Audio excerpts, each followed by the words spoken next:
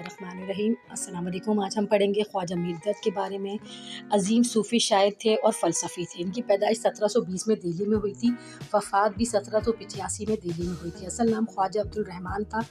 दर्द इनका तख़ल्लुस था। 18वीं सदी के मशहूर शायर थे।